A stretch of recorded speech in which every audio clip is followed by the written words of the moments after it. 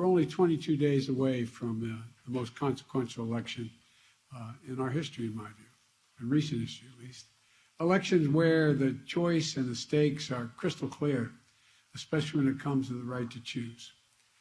And on January 22nd, 1973, I hate to admit this, but I was a freshman, 30-year-old freshman United States Senator, and the Supreme Court issued its opinion in Roe v. Wade, establishing a fundamental constitutional right to choose. Nearly 50 years later, on June 24th of this year, the court issued the Dobbs decision. A woman all across the country, starting in my house, lost a fundamental right. I want to remind us all how we felt that day when 50 years of constitutional precedent was overturned. I'm going to use this mic if it's okay.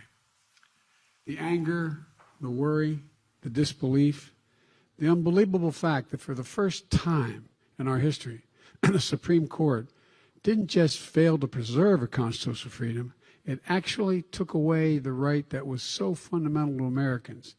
It took away a right.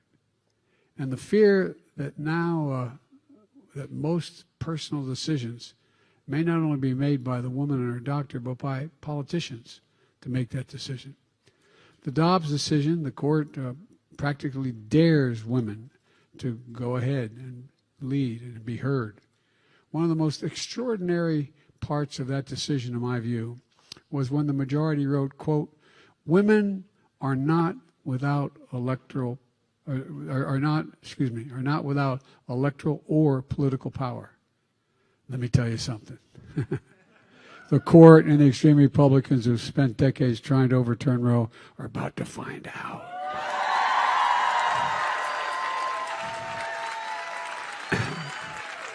As they say in one of the towns, they ain't seen nothing yet. Just take a look at what happened in Kansas.